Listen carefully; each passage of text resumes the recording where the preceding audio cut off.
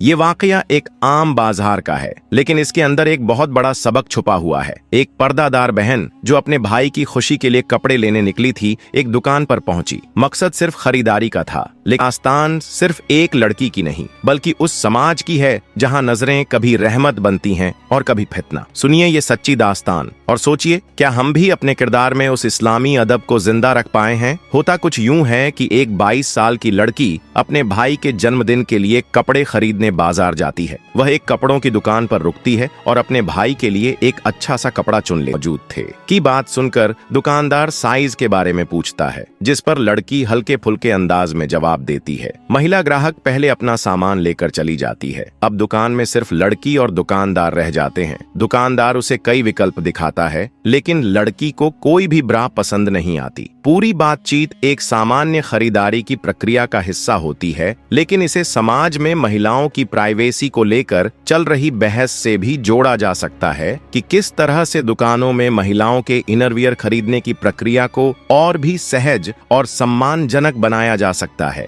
लड़की ने दुकानदार से पूछा, कोई नया मॉडल नहीं है क्या? दुकानदार बोला, मेरे साथ ऊपर चलो। लड़की हैरानी से बोली, मैं आपके साथ ऊपर की खुद अपनी पसंद की चीज तलाशने लगी। कुछ देर बाद उसे एक ब्रा पसंद आ गई। उसने पूछा, चेंजिंग रूम किधर है? दुकानदार ने सामने एक कमरे की तरफ इशारा किया। लड़की अंदर गई, ट्राई किया और बाहर आकर बोली, मैंने सब ट्राई कर लिया लेकिन कोई भी फिट नहीं हुआ। लगता है मैंने यहाँ आकर टाइम बर्बाद कर दिया। कहीं और चली जाती तो काम जल्दी हो जाता। तभी बूढ़ा दुकानदार एक डिब्बा निकालता है जिसमें ढेर सारी ब्रा रखी होती हैं। वह कहता है, इसे भी ट्राई कर लो, शायद इनमें से कुछ पसंद आ जाए। लड़की दोबारा ट्राई करके बाहर आई और बोली, इतने अच्छे अच्छे कहाँ छुपा कर रखे थे? अच्छा बताओ कितना दाम है? दुकानदार मुस्कुराते हुए कहता है, आप जितना देना चाहो दे दो। लड़की बोली, मैं खुद से कैसे तय करूं? आप जो रेट लगाओगे वही दूंगी। तभी बूढ़ा दुकानदार अचानक बोल पड़ा, अगर इसे फ्री में चाहती हो तो एक रात मेरे साथ बिता लो। आप किस तरह की बात कर रहे हैं? एक कपड़े के लिए मैं आपके साथ सोने आऊंगी? लड़की गुस्से में पूछती है। फिर से बूढ़ा दुकानदार कहता है, ठीक है तुम्हारी मर्जी, लेकिन इस ब्रा की कीमत 1000 रुपये है। मुस्कुराते हुए उसे देखता है और कुछ नहीं कहता।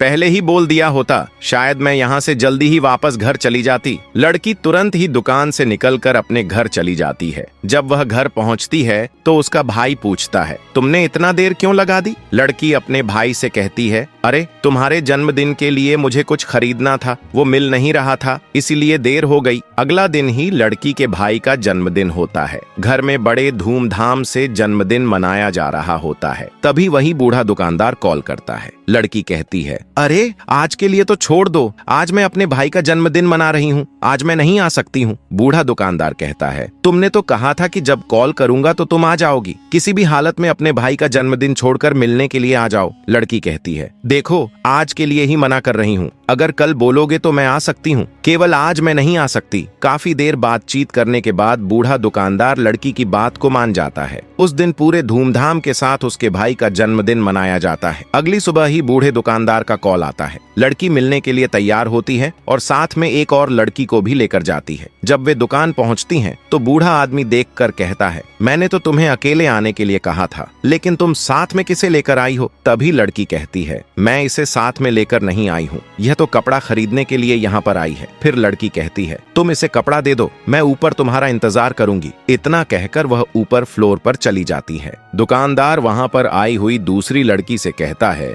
मैडम आपको क्या चाहिए? वह लड़की जवाब देती है, मुझे एक अच्छा सा जीन्स दिखाओ। बूढ़ा दुकानदार उस लड़की के लिए जीन्स दिखाने लगता है, लेकिन उसे कोई भी जीन्स पसंद नहीं आ रही होती है। तभी लड़की कहती है, मुझे पता चला है कि आप अच्छे अच्छे कपड़े ऊपर फ्लोर में रखते हैं। बूढ़ा दुकानदार कहता है, अगर तुम्हें पसंद नहीं आ रहा है तो कोई बात नहीं, चलो मेरे साथ। बिस्मिल्लाहिर्रहमानिर्रहीम, अस्सलाम वालेकुम वरहमतुल्लाहि वबरकातुहू। ए अजीज मुसलमानों, जो कहानी आप इस वीडियो में देखने जा रहे हैं वो ना सिर्फ आपकी सोच को बदल देगी बल्कि आपके दिल को झंझोड़ देगी। ये कोई आम मोहब्बत या शादी का वाकया नहीं, यह तकदीर, तवक्कुल और अल्लाह की कुदरत से जुड़ा वो करिश्मा है जो लाखों दिलों के लिए हिदायत बन। इंसानों की निगाहों से ओझल थी। इस निकाह के बाद ऐसा कुछ हुआ कि आसपास के लोग नहीं, पूरी दुनिया हैरत में पड़ गई। ऐसा क्या देखा इस नौजवान ने उस बुजुर्गा में जिसे कोई और न देख सका? और फिर ऐसा कौन सा रहस्यमय इंकिशाफ हुआ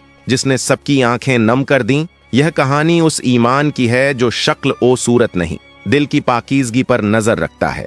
यह कहानी उस सब्र की है जो सालों के इंतजार के बाद भी अल्लाह की रहमत से मायूस नहीं होता। और यह कहानी उस हिकमत ए इलाही की है जो बताती है अल्लाह जिसको चाहे, जब चाहे, जैसे चाहे अजमत अता कर सकता है। तो रहिए इस वीडियो के आखिर तक, क्योंकि इसका अंजाम वो है जो शायद आपको रुला देगा।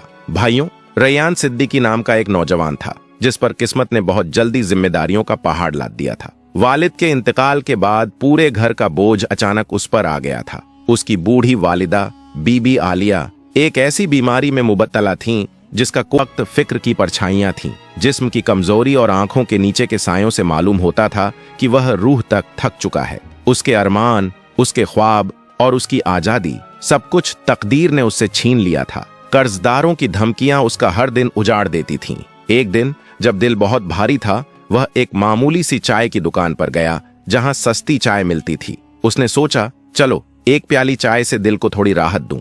जेब में हाथ डाला, चंद सिक्के निकाले और गिनने लगा। इसी दौरान उसकी निगाह एक पर्दे में लिपटी हुई औरत पर पड़ी जो उसे गौर से देख रही थी। वो नजरें कुछ कह रही थीं, जैसे दिल से दिल की बात हो रही हो। उस खातून का नाम था आमना सैयद। कुछ पल उसे देखती रहीं और फिर कहा, मुझे मालूम है कि तुम्हारी जिंदगी आजकल कैसी इम्तिहानों से गुजर रही है। तुम्हारी वालिदा की बीमारी, बहन की तालीम और सर पर चढ़ता हुआ कर्ज, ये सब मैं जानती हूँ। रैयान के दिल की धड़कनें तेज हो गईं। वो हैरान था कि ये अजनबी औरत उसकी जिंदगी की इतनी बारीक बातें कैसे जानती है। रैयान सिद्दीकी उस बुजुर्ग अजनबी खातून की बातें सुनकर हैरान रह गया। उसने संकोच से पूछा, आप कौन हैं और मेरे बारे में इतना सब कुछ कैसे जानती हैं? आमना सैयद मुस्कुराई। अगर चाहते हो कि तुम्हारी किस्मत बदले तो अल्लाह के नाम पर मुझसे निकाह कर लो। रैयान का चेहरा सफेद पड़ गया। ये आप कैसी बातें कर रही हैं? मैं मजाक कुछ नहीं, बस इस रिश्ते की हदों का लिहाज रखना होगा।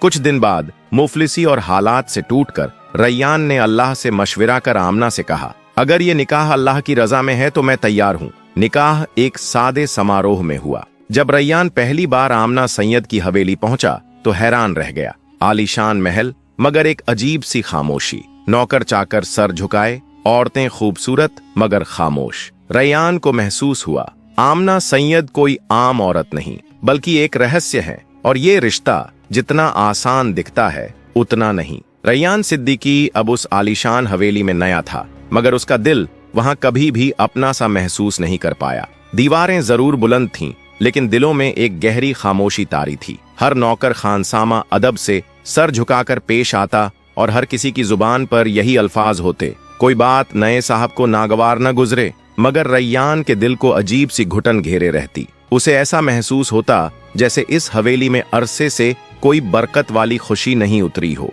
रात के वक्त हवेली एक अजनबी खौफ में लिपटी हुई लगती, जैसे हर झर्रा उसकी निगाहबानी कर रहा हो। कभी कभी उसे ऐसा एहसास होता कि लोग उसके इशारों के मुताजिर हैं, लेकिन फिर वो देखता तो सिर्फ सन्नाटा और तन्हाई मिलती। वक्त यूं ही गुजरता रहा। एक दिन उसकी नजर हवेली की दूसरी मंजिल पर पड़े एक दरवाजे पर जा ठहरी। ये दरवाजा भारी लोग खुद को रोक लेता, न जाने क्यों कोई अनजाना डर उसके पांव थाम लेता। मगर रैयान के जहन में बार बार एक ही सवाल गूंजता रहता, वो बंद दरवाजा आखिर छुपाता क्या है? वो कई बार कोशिश करता कि वहां तक पहुंचे, मगर हर बार कोई न कोई कहता, बाबूजी उस तरफ जाना मना है। और जब रैयान पूछता क्यों, तो जवाब में सिर्फ खामोशी मिलती, ठंडी बोझिल खामोशी। एक रात जब सारा अमलदार सोया हुआ था और हवेली के गलियारे अल्लाह की मखलूक से खाली हो गए थे, रैयान ने इस्तिखारा करने के बाद तवक्कुल करके उस दरवाजे की तरफ कदम बढ़ाया। हर कदम पर वो जिक्र कर रहा था, हस्बुनल्लाहु व निमल वकील। जब वो उस दरवाजे के पास पहुंचा, उसने धीरे से अपने कान दरवाजे से सटा दिए। दिल की धड़कनें तेज थीं, सांसें जैसे थम गई थीं, और तभी अंदर से एक आवाज आई। ये आमना सैयद की आवाज थी, मगर वो किसी और से बात कर रही थी। आवाज में अजीब सा लहजा था, जैसे शिकवा भी हो, आदेश भी और साजिश की परछाइयां भी। रैयान का जिस्म लरज गया। वह समझ न सका कि वो किससे बात कर रही थी, लेकिन एक बात जरूर समझ आ गई, इस हवेली में जो दिखता है वो सब नहीं है। रैयान सिद्दीकी अब तक इस हवेली की बहुत सी परतें देख चुका था, मगर जो सबसे बड़ा पर्दा था वो अब भी उसके सामने लटक रहा था, उस दरवाजे का पर्दा। और अब उसे यकीन हो चुका था कि इस हवेली की रौनक के पीछे कोई गहरा राज, कोई ऐसा सच छिपा है जिसे जानना उसका हक भी था और फर्ज भी। उसके दिल में शक का बीज अब जुनून की शक्ल अख्तियार कर चुका था। क्या ये निकाह महज एक सौदा था या इसमें कोई नजरिया, कोई गहरी मंशा छिपी थी? हर रोज आमना सैयद की मुस्कान में उसे अब एक अजनबी उम्मीद नजर आने लगी थी। वो चाहती थीं कि रैयान उनका करीब आए, मगर न वह खींचती थीं न मजबूर करती। बस एक निगाह रखती, इंतजार करती, शायद किसी मुकद्दर के लिखे हुए दिन की। इन्हीं सोचों में डूबा एक रात रैयान ने इस्तिखारा किया और फिर सुबह तक उसका दिल इस बात पर मुतमिन हो गया कि अब और इंतजार नहीं किया जा सकता। अबू जी, फरमाया है कि आप तशरीफ ले आइए। रैयान ने वुजू किया और कुछ दुआएं पढ़ता हुआ आमना सैयद के कमरे की जानिब बढ़ा। दरवाजे पर पहुंचा तो उसने दस्तक दी। अंदर से नर्म आवाज आई, दरवाजा खुला है रैयान। जब वो अंदर दाखिल हुआ तो कमरे की फिजा में एक रूहानी इत्र की महक थी। हर चीज करीने से सजी हुई थी, मगर आंखें ठहर गईं आमना सैयद पर। एक सफेद जामदानी में लिपटी हुई, चेहरे पर सुकून और आंखों में मोहब्बत का समंदर। उम्र की झुर्रियां अब कहीं गुम हो गई थीं। रैयान की जुबान से बेसाख्ता निकला, आप तो बिल्कुल बदल गई हैं। ऐसा लग रहा है जैसे आपकी उम्र 18 साल की हो गई हो। आमना सैयद मुस्कुराई। उस मुस्कान में न मोहब्बत की तलब थी न इख्तियार की शान, बस एक सच की दस्तक थी। वो बोली, इंसान का जिस्म फानी है रैयान, मगर जब दिल सच्ची मोहब्बत करता है और वो मोहब्बत हलाल रिश्ते में हो, कभी ये गुमान नहीं था कि मेरी जिंदगी के इस पड़ाव पर कोई मेरी आंखों में इस तरह देखेगा जैसे तुम देख रहे हो, जैसे मेरी रूह से बात कर रहे हो। रैयान सिद्दीकी ने भी निगाहें झुकाईं, फिर कहा, और मैंने कभी नहीं सोचा था कि किसी की निगाह इतनी पुरसुकून होगी कि मैं उसमें अपने तमाम सवालों को भूल जाऊं।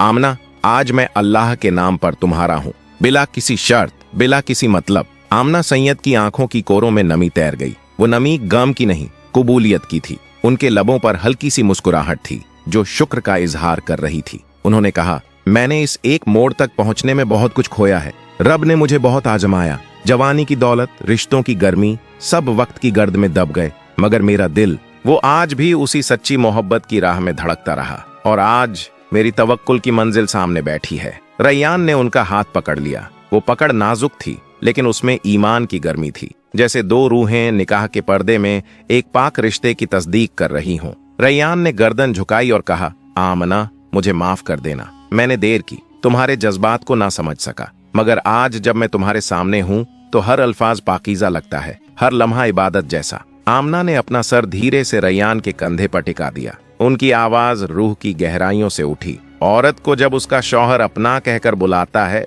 तो वो उम्र में नहीं बनती, बस उस लम्हे में सजीदा हो जाती है, और वो लम्हा ही उसकी कायनात बन जाता है। रैयान ने अपने सीने पर उसका हाथ रखा और कहा, यह धड़कन अब तुम्हारे कान पर पहुंची। मकसद सिर्फ खरीदारी का था, लेकिन हालात ऐसे बने कि उसकी हया, उसकी इज्जत और उसके सब्र की आजमाइश शुरू हो गई। सामने बैठा था एक उम्र दराज दुकानदार, जिसे अल्लाह ने समझ और तजुर्बा दिया था, लेकिन क्या वो उस अमानत का हक अदा कर सका? ये दास्तान सिर्फ एक लड़की की नहीं, बल्कि उस समाज की है जहाँ नजरें कभी रहमत बनती हैं और कभी फितना। सुनिए ये सच्ची दास्तान। होता कुछ यूं है कि एक 22 साल की लड़की अपने भाई के जन्मदिन के लिए कपड़े दुकानदार साइज के बारे में पूछता है, जिस पर लड़की हल्के फुल्के अंदाज में जवाब देती है। महिला ग्राहक पहले अपना सामान लेकर चली जाती है। अब दुकान में सिर्फ लड़की और दुकानदार रह जाते हैं। दुकानदार उसे कई विकल्प दिखाता है, लेकिन लड़की को कोई भी ब्रा पसंद नहीं आती। पूरी बातचीत एक सामान्य खरीदारी की प्रक्रिया का हिस्सा होती है, लेकिन इसे समाज में महिलाओं की प्राइवेसी को लेकर चल रही बहस से भी जोड़ा जा सकता है कि किस तरह से दुकानों जी ऊपर एक और दुकान है, वहाँ खुद अपने मनपसंद की ब्रा देख लेना, जो पसंद आए वो ले लेना। लड़की थोड़ी सोच में पड़ गई, लेकिन दुकानदार के साथ ऊपर चली गई। ऊपर काफी कपड़े रखे थे। लड़की खुद अपनी पसंद की चीज तलाशने लगी। कुछ देर बाद उसे एक ब्रा पसंद आ गई। उसने पूछा, चेंजिंग रूम किधर है? दुकानदार ने सामने एक कमरे की तरफ इशारा किया। लड़की अंदर गई, ट्राई किया और बाहर आकर बोली, मैंने सब ट्राई कर लिया, लेकिन कोई भी फिट नहीं हुआ। लगता है मैंने यहाँ आकर टाइम बर्बाद कर दिया। कहीं और चली जाती तो काम जल्दी हो जाता। तभी बूढ़ा दुकानदार एक डिब्बा निकालता है जिसमें ढेर सारी ब्रा रखी होती हैं। वह कहता है, इसे भी ट्राई कर लो, शायद इनमें से कुछ पसंद आ जाए। लड़की दोबारा ट्राई करके बाहर आई और बोली, इतने अच्छे अच्छे कहाँ छुपा कर रखे थे? अच्छा बताओ कितना दाम है? दुकानदार मुस्कुराते हुए कहता है, आप जितना देना चाहो दे दो। लड़की बोली, मैं खुद से कैसे तय करूं? आप जो रेट लगाओगे वही दूंगी। तभी बूढ़ा दुकानदार अचानक बोल पड़ा, अगर इसे फ्री में चाहती हो तो एक रात मेरे साथ बिता लो।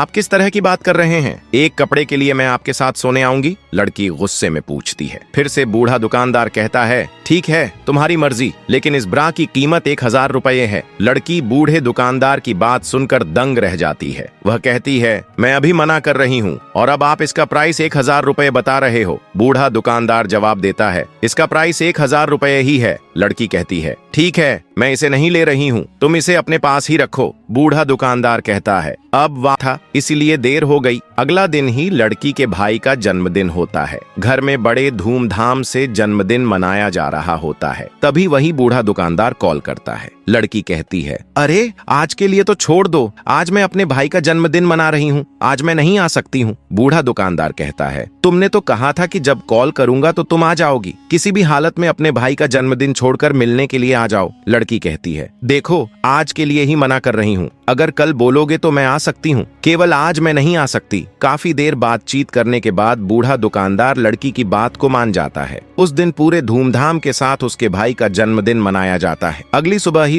रज जी फरमाते हैं, जब कोई रिश्ता अल्लाह की रजा के लिए होता है तो उसमें बरकत भी होती है और सुकून भी। इसलिए हमें चाहिए कि अपने फैसलों में तौबा और मशवरा करें, सिर्फ दिल से नहीं ईमान से सोचें, क्योंकि जो रिश्ते सिर्फ जिस्म की ख्वाहिश पर बनते हैं वो जल्दी टूट जाते हैं, लेकिन जो दिल से और दीन से जुड़ते हैं वो हमेशा कायम रहते हैं। अगर आपको ये वीडियो पसंद आया हो तो इसे लाइक करें, अपने दोस्तों और परिवार के साथ शेयर करें और हमारे चैनल को सब्सक्राइब करना न भूलें। आपकी एक छोटी सी सपोर्ट हमें और बेहतर, सच्चाई और सीख देने वाले वीडियो लाने की ताकत देती है। दुआओं में याद रखिएगा। अगली वीडियो में फिर मुलाकात होगी, तब तक के लिए अल्लाह हाफिज।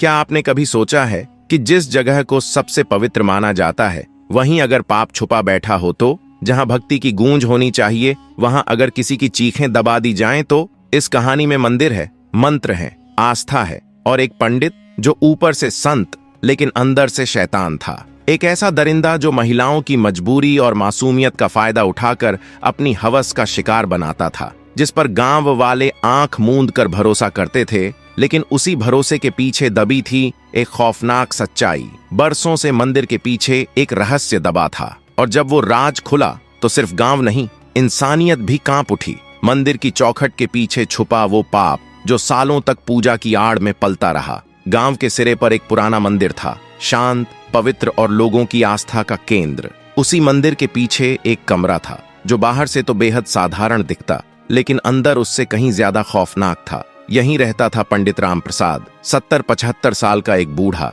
जिसकी आंखों में एक अजीब सी चमक थी और बोलचाल में ऐसी मिठास कि लोग बरबस उसकी ओर खींचे चले आते। गांव वाले उसे नेक, विद्वान और साधु मानते थे। महिलाएं उससे प्रसाद लेने जातीं और वह कहता, ये प्रसाद तुम्हारी सारी तकलीफें दूर कर देगा। पर असली सच्चाई ये थी कि ये प्रसाद दरअसल उसकी हवस का बहाना था। वो औरतों की भावनाओं से खेलता, उनकी कमजोरियों को समझता करने लगा। उसे राम प्रसाद की नीयत पर शक हुआ। उसने पूछा, क्या यह पूजा दिन में नहीं हो सकती? राम प्रसाद ने हंसते हुए कहा, बेटी, जादू रात को ही होता है, तुम फिक्र न करो, मैं तेरा भला ही चाहता हूँ। सविता घर वापस आई, लेकिन उसका दिल बेचैन था। उसने विजय से बरगद के पेड़ के नीचे मुलाकात की और सारी बात बताई। विजय गुस्से से भर गया। उसने कहा, सविता, यह पंडित कोई अच्छा आदमी नहीं है, गांव में उसके बारे में बातें चलती हैं, तुम उसके पास वापस नहीं जाओगी।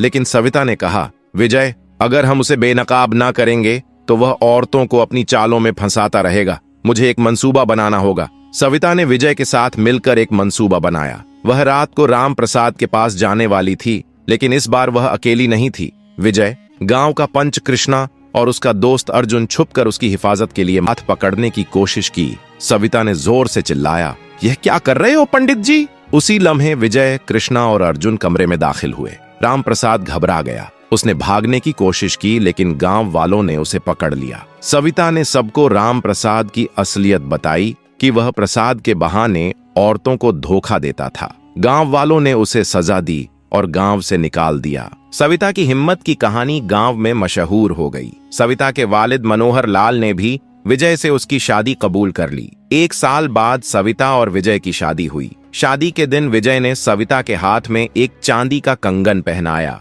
जो मोहब्बत का बंधन था, ना कि किसी पंडित की चालाकी का। सविता ने घर संभाला और गांव की औरतों को मुझे लगता है कि यह राम प्रसाद की नई चाल है। विजय ने हंसते हुए कहा, सविता, तेरा शक अब हर नए पंडित पर जा पड़ता है, लेकिन ठीक है, हम जांच करेंगे। सविता ने अपनी दोस्त प्रीति को साथ लिया, जो गांव की एक बहादुर और चालाक लड़की थी। प्रीति शंकरदास के आश्रम गई। उसने एक सादी सी साड़ी पहनी और परेशानी का रंग चढ़ाया। शंकरदास से मिलकर उसने कहा, पंडित जी, मुझे अपनी शादी की फिक्र है। मेरा रिश्ता तय हुआ था, लेकिन लड़के वालों ने इनकार कर दिया। क्या आप मेरी मदद कर सकते हैं? शंकरदास ने उसे प्रसाद दिया और कहा, आपके दुख और परेशानियां दूर हो जाएंगी, लेकिन इसके लिए एक खास पूजा रात को अकेले करनी होगी। प्रीति ने सिर हिलाया और सविता को जाकर सारी बात बताई। सविता का शक यकीन में बदल गया। उसने कहा, यह राम प्रसाद ही है। उसने नाम बदला है, लेकिन चाल वही है। सविता ने विजय, प्रीति और गांव के मुअज्ज लोगों के साथ एक मंसूबा बनाया।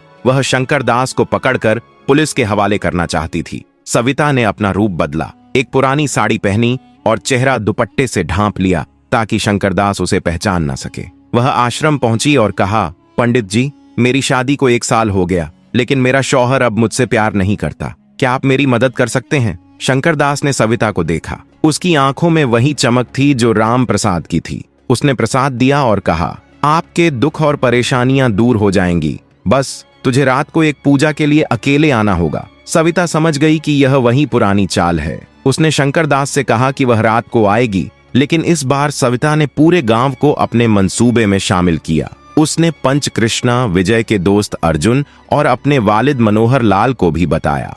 रात हुई। शंकरदास अपने आश्रम में सविता का इंतजार कर रहा था। जब सविता आई, उसने अपना दुपट्टा हटाया। शंकरदास हैरान रह गया। उसने सविता को पहचान लिया और चिल्लाया, तुम वही लड़की हो जिसने मुझे गांव से निकाला था। सविता ने मुस्कुराते हुए कहा, हाँ राम प्रसाद, या अब शंकरदास कहलवाओ। तुम्हारी चालें अब नहीं चलेंगी। उसी लम्हे विजय, कृष्णा, अर्जुन और गांव वाले आश्रम में दाखिल हुए। शंकरदास ने भागने की कोशिश की, लेकिन गांव वालों ने उसे पकड़ लिया। सविता ने सबके सामने कहा, यह वही राम प्रसाद है जो नाम बदलकर दोबारा हमारे गांव की औरतों को धोखा देने आया था। गांव वालों ने शंकरदास को पुलिस के हवाले कर दिया। इस बार सबूत इतना पुख्ता था कि वह जेल की सलाखों के पीछे चला गया। सविता की हिम्मत की कहानी एक बार फिर गांव में गूंज उठी। प्रीति ने सविता से कहा, तुम एक आम लड़की नहीं सविता, तुम हम सबके लिए एक मशाल हो। सविता और विजय की मोहब्बत की कहानी मजबूत हो गई। एक रात जब बरसात हो रही थी,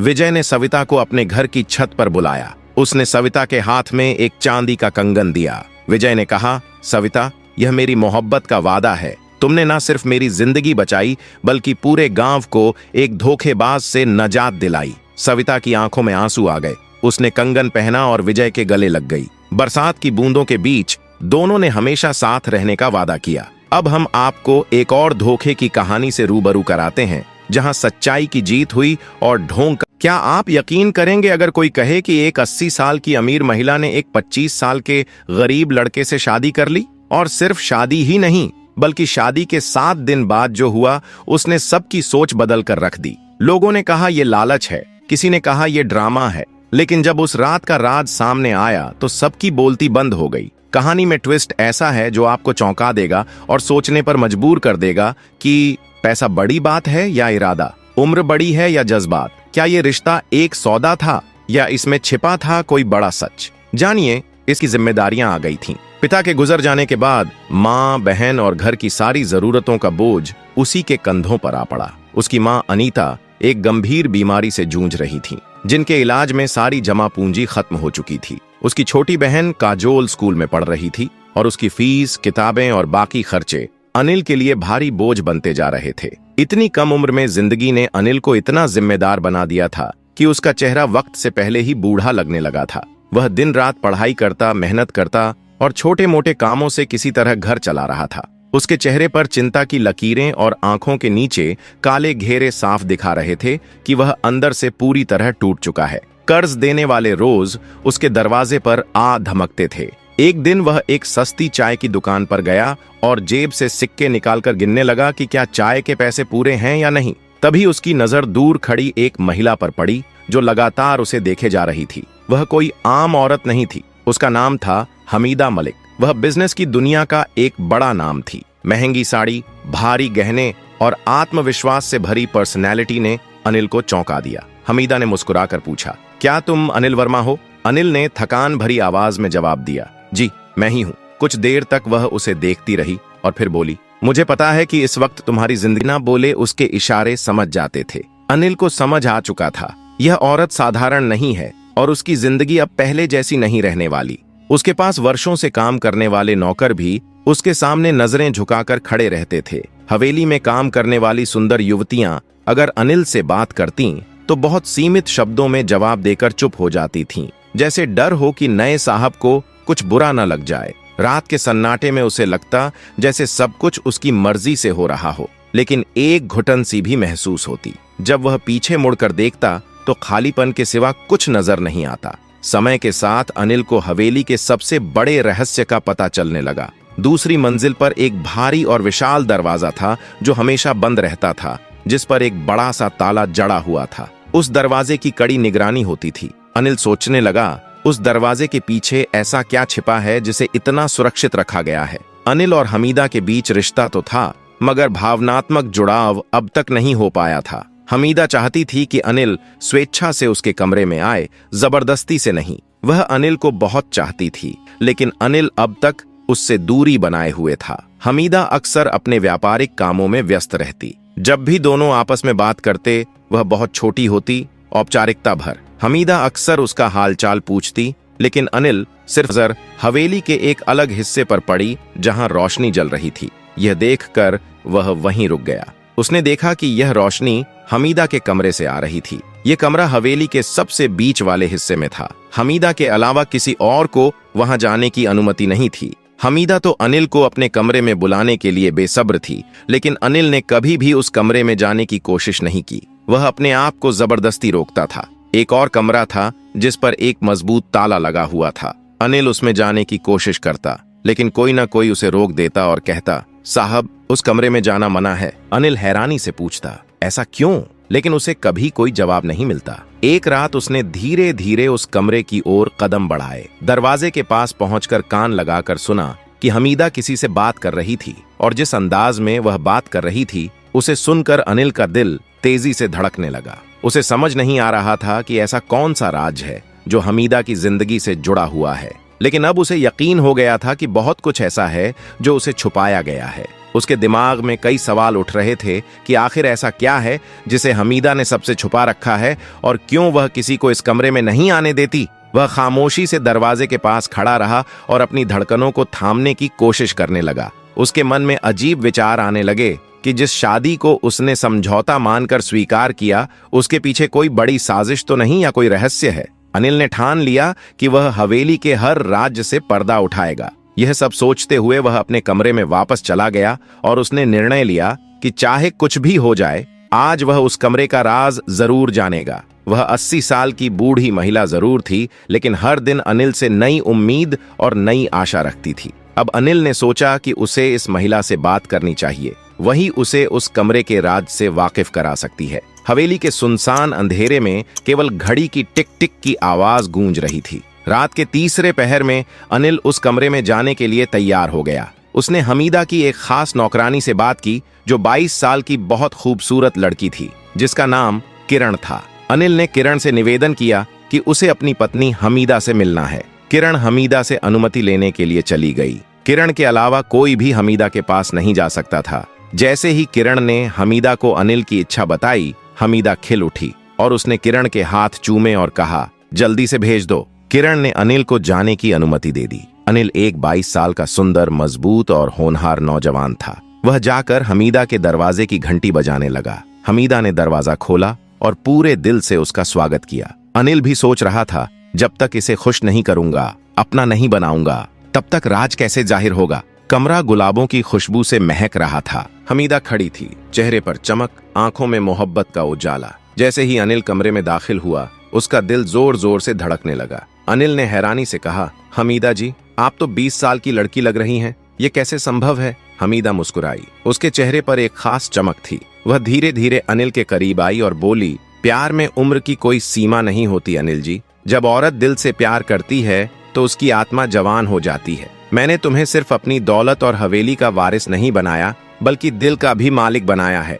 कमरा पूरी तरह मोहब्बत की नमी से भर गया था। आज मैं आपका हूँ, सिर्फ आपका। हमीदा की आंखों में हल्की सी नमी और होठों पर प्यार झलक रहा था। मैंने इस मोहब्बत के इंतजार में बहुत कुछ खोया है, जवानी चली गई, रिश्ते भी, लेकिन दिल आज भी धड़कता है। अनिल ने उसका हाथ थाम लिया। दोनों की हथेलियों के बीच की गर्माहट में एक नई शुरुआत की लौ जल उठी। अनिल ने कहा, हमीदा जी, मुझे माफ कर दो। मैं जानता हूं कि पहले मैं तुम्हारे करीब नहीं आया, लेकिन आज जब मैं तुम्हारे सामने हूं तो सब कुछ सच्चा लगता है। तुम बहुत अच्छी लगती हो। हमीदा धीरे से उसके कंधे पर सिर रखकर बोली, जब औरत को उसका आदमी अपना कहता है तो वह उम्र से नहीं बल्कि उस पल से बन जाती है। बस इसी पल में रहो अनिल, और मैं तुम्हें वो प्यार दूंगी जो कभी किसी ने नहीं दिया होगा। अनिल उसकी आंखों में देखते हुए फिर उसके माथे को चूमता है। गहरी सांस लेते हुए कहता है, कमरे में वक्त जैसे थम सा गया था। हल्की रोशनी की लौ धीरे धीरे मंद पड़ रही थी, लेकिन अनिल और हमीदा की नजरों में अब एक गहराई थी, भरोसे की,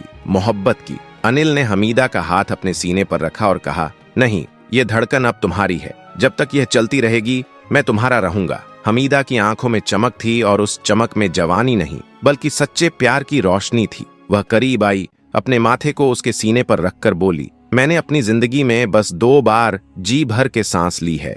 एक जब तुमने मुझे अपनी बीवी कहा, और दूसरा जब तुमने मुझे अपना कहा। अनिल ने उसके बालों को धीरे धीरे सहलाते हुए कहा, मैं तुम्हारी हर झुकी हुई लट में मोहब्बत की कसम खाता हूँ। उसकी आंखों में वह मासूमियत थी जो सिर्फ पहली मोहब्बत में होती है। वह हमीदा के इतने करीब हो गया कि सांसें भी अलग नहीं लग रही थीं। फुसफुसाकर अनिल ने कहा, अब मेरी जिंदगी के हर दिन का मतलब सिर्फ तुम हो। मैं तुम्हारे बिना बिल्कुल अधूरा था, यह आज समझ में आया है। उस रात दोनों ने कोई वादा नहीं किया, कोई कस्में नहीं खाई, क्योंकि उनकी खामोश नजरों ने सब कुछ कह दिया था। कमरा अब सिर्फ एक जगह नहीं था, वह उनकी मोहब्बत की दास्तान बन चुका था। बाहर हवाओं में एक अजीब सी मिठास घुल रही थी। अनिल को लगा वह तो बस राज जानने आया था, मोहब्बत तो अनजाने में ही हो गई थी। मगर मोहब्बत यहाँ एक तरफा नहीं थी। हमीदा ने हार नहीं मानी। वो अनिल के पास आई और उसके होठों पर उंगली रख दी। अब कुछ है, और तुम भी अनिल को कुछ करने की जरूरत नहीं रही। हमीदा पहले ही इश्क में डूब चुकी थी।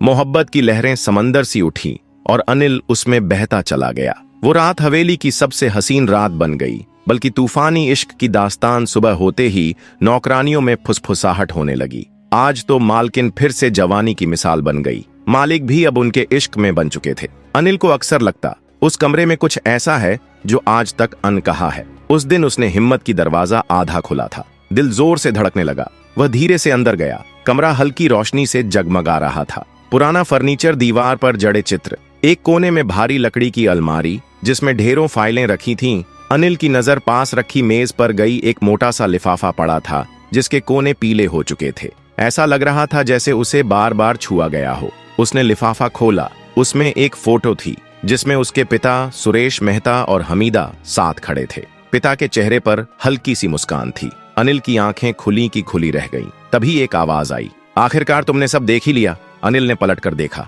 हमीदा खड़ी थी, आंखों में ना डर ना हैरानी, मानो उन्हें पहले से पता था कि यह लम्हा आएगा ही। अनिल ने फोटो छिपा ली, कांपते हुए कहा, यह शादी कोई सौदा नहीं बल्कि बदला था। हमीदा मुस्कुराई, तुम बहुत समझदार निकले अनिल, मुझे नहीं लगा था तुम इतनी जल्दी सच्चाई जान जाओगे। अनिल फूट पड़ा, तुमने मेरी मजबूरी का फायदा उठाया, मेरे पिता से बदला लेने के लिए मुझे मोहरा बनाया। हमीदा ने कहा, अब जब सब जान ही चुके हो तो सुनो अनिल, मैं तुम्हारे पापा से मोहब्बत करती थी। वो मेरे पहले और आखिरी प्यार थे। जब मैं 25 की थी मेरे पति गुजर गए, मैं अकेली थी। तुम्हारे पापा ने मुझे सहारा दिया, मैं उन्हें प्यार समझ बैठी, लेकिन वो मुझे बस इस्तेमाल करते रहे। जब शादी की बात की उन्होंने मुझे ठुकरा दिया। उसी दिन मैंने कसम खाई, अगर वह नहीं तो उनका खून सही। जब तुम्हें देखा बचपन में तभी तय कर लिया कि तुम ही मेरा रास्ता हो। मैंने तुमसे शादी बदले के लिए की, तुमसे दस्तखत कराए ताकि कभी मुझे छोड़ ना सको। हमीदा कुछ देर रुकी, फिर मुस्कुरा कर बोली, लेकिन तुमने वो किया जो तुम्हारे पापा कभी नहीं कर सके।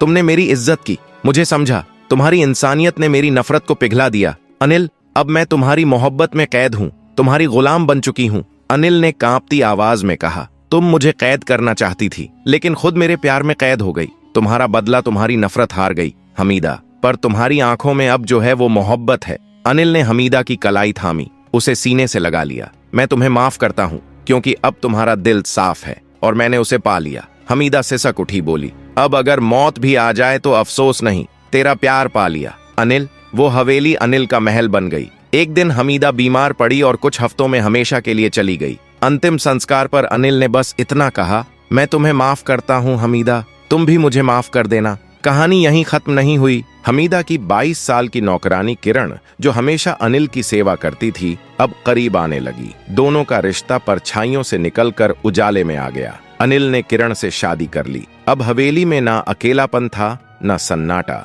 अनिल की माँ और बहनें भी वहीं थीं, जहाँ के सादे व्यवहार, सेवा और प्यार से पिघल चुकी थीं। तू सिर्फ मेरी बहू नहीं, मेरी बेटी है, ये कहते हुए उन्होंने किरण को गले से लगा लिया। हवेली में अब नए रंग भरने लगे थे। दीवारों पर बच्चों की हंसी गूंजती थी। आंगन में तुलसी का दिया हर शाम जलता था और हर सुबह किरण की आवाज से हवेली जागती थी। एक नई जिम्मेदारी। एक दिन अनिल ने किरण से कहा, हमीदा की अधूरी जिंदगी को एक मकसद चाहिए। मैं चाहता हूँ हम उसकी तरह की लड़कियों की मदद करें, जो प्यार की तलाश में खुद को खो बैठती हैं। किरण की आंखों में चमक आ गई। अगर तुम्हारे साथ चलना है तो चाहे अंधेरे रास्ते हों या उजाले, मैं हर मोड़ पर तुम्हारे साथ हूँ। और फिर अनिल ने अपनी हवेली के पास ही एक ट्रस्ट की नींव रखी, हमीदा फाउंडेशन, जहां उन लड़कियों को सहारा मिलता जो जिंदगी से हार चुकी थीं। अंत नहीं, शुरुआत है। ये समय गुजरा। हवेली में अब सिर्फ रौनकें नहीं, लोगों की दुआएं भी बसने लगीं।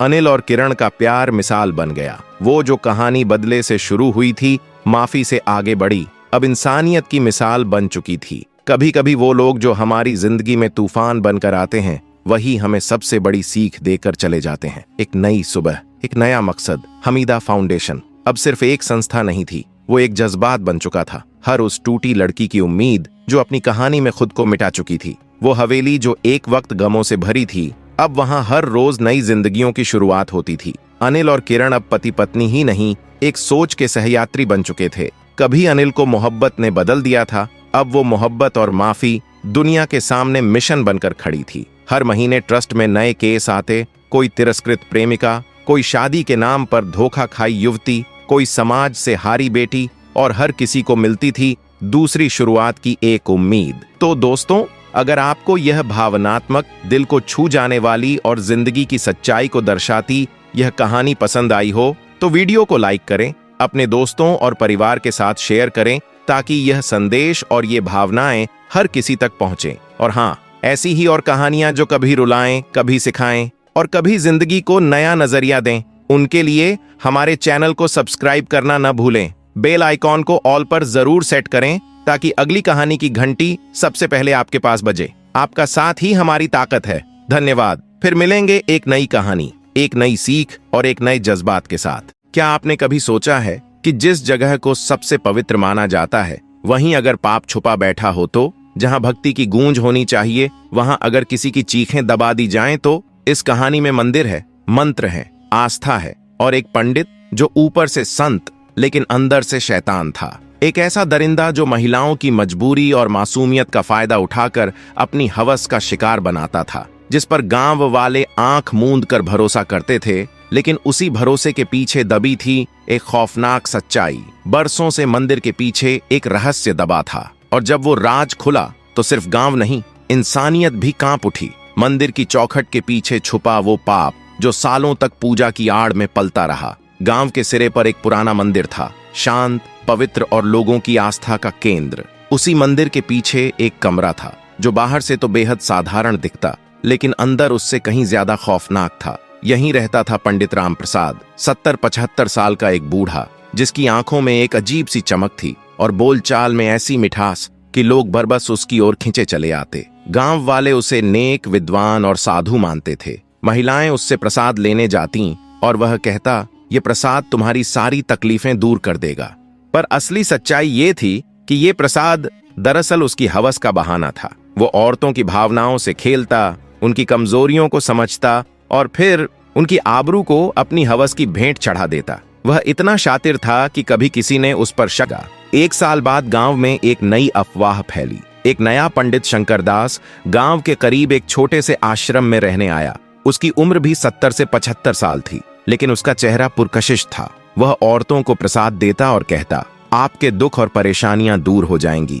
गांव की औरतें उसकी तरफ खींची चली गईं। सविता को यह सब सुनकर शक हुआ। उसने विजय से कहा, यह शंकरदास कोई नया पंडित नहीं, मुझे लगता है कि यह राम प्रसाद की नई चाल है। विजय ने हंसते हुए कहा, सविता, तेरा शक अब हर नए पंडित पर जा पड़ता है, लेकिन ठीक है, हम जांच करेंगे। सविता ने अपनी दोस्त प्रीति को साथ लिया, जो गांव की एक बहादुर और चालाक लड़की थी। प्रीति शंकरदास के आश्रम गई। उसने एक सादी सी साड़ी पहनी और परेशानी का रंग चढ़ाया। शंकरदास से मिलकर उसने कहा, पंडित जी, मुझे अपनी शादी की फिक्र है। मेरा रिश्ता तय हुआ था, लेकिन लड़के वालों ने इनकार कर दिया। क्या आप मेरी मदद कर सकते हैं? शंकरदास ने उसे प्रसाद दिया और कहा, आपके दुख और परेशानियां दूर हो जाएंगी, लेकिन इसके लिए एक खास पूजा रात को अकेले करनी होगी। प्रीति ने सिर हिलाया और सविता को जाकर सारी बात बताई। सविता का शक यकीन में बदल गया। उसने कहा, यह राम प्रसाद ही है। उसने नाम बदला है, लेकिन चाल वही है। सविता ने विजय, प्रीति और गांव के मुअज्ज लोगों के साथ एक मंसूबा बनाया।